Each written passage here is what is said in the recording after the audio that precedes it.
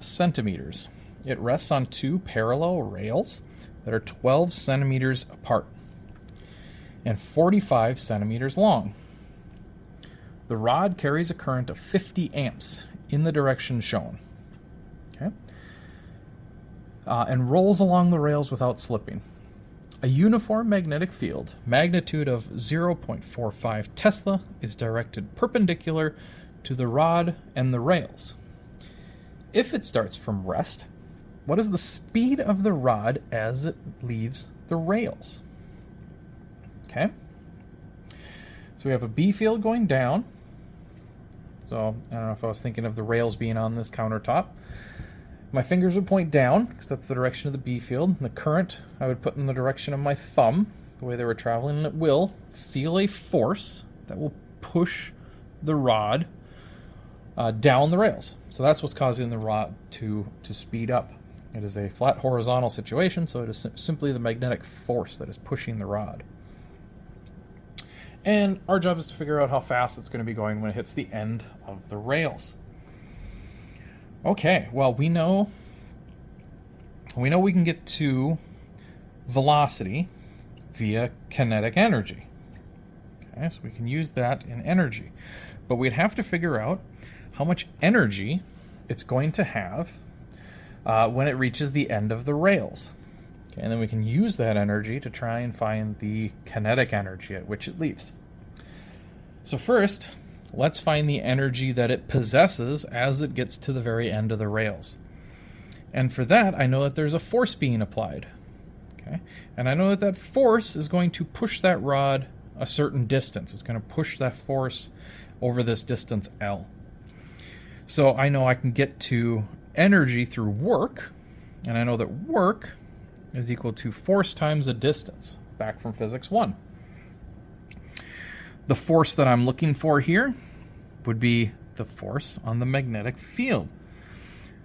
Force on the magnetic field, this is a current, okay, and it's traveling through a B field for a certain length. So the force that I'm looking for is ILB sine theta.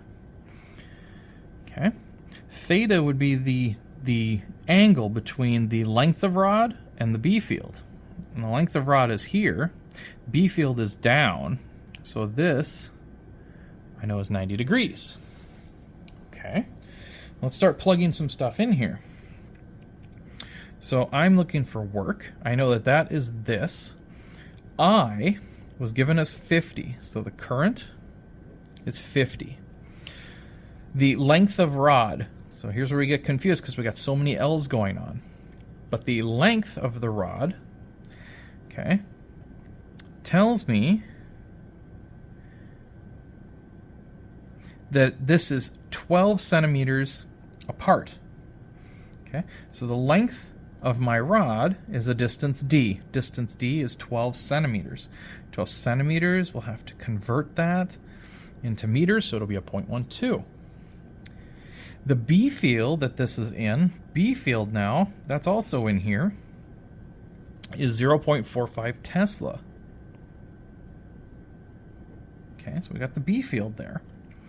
And then the sine of 90 is a 1.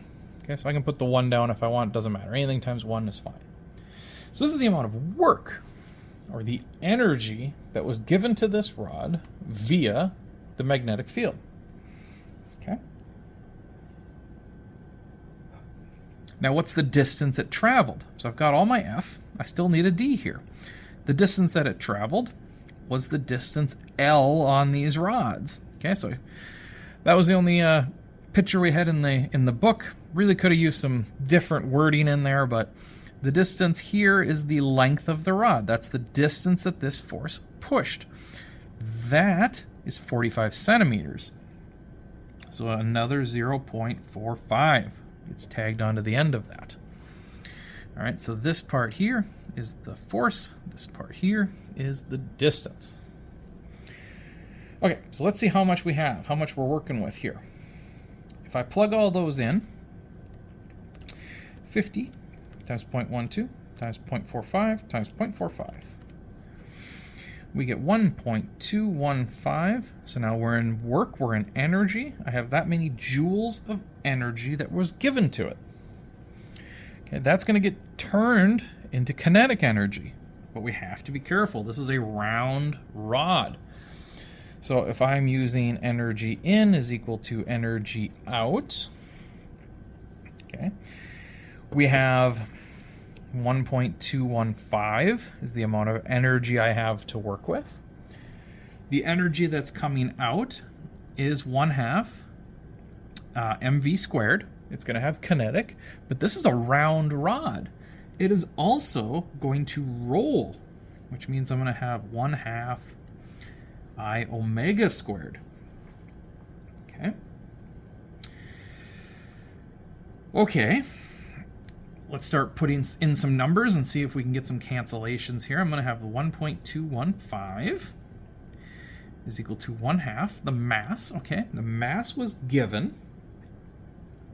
Mass was up here as a 0.72. The velocity is what I am looking for. This would be my answer. My solution would be the velocity. Plus, I'm going to have 1/2 I, moment of inertia of a rod. A solid rod, too. Moment of inertia of a solid rod. Might have to look that one back up, but it is 1/2 mr squared. Okay, moment of inertia of a solid rod. And then that's times omega. I wasn't given an omega either. But I know that omega is the same as V over R. Okay, omega can be written as V over R. Okay, now I've got a couple things I left blank, so let me go ahead and just get those filled out. We're going to have 1.215 is equal to, might as well see what we got here. Half of this will give me 0.36 times V squared. Plus, I'm going to have a half of a half, so I'm going to have a quarter. The mass on this is 0.72.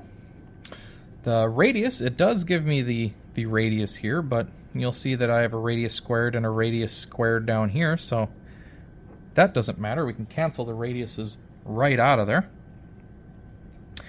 leaving me with another V squared. Okay. Now let's consolidate this up. We'll have 1.215 is equal to V squared, and then what do we have here? We'll have 0.36 plus whatever a quarter is of 0.72, or 0.18.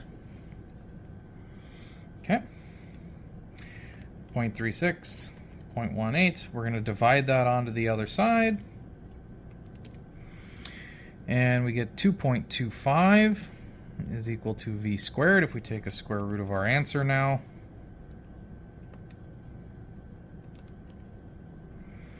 Take a square root of our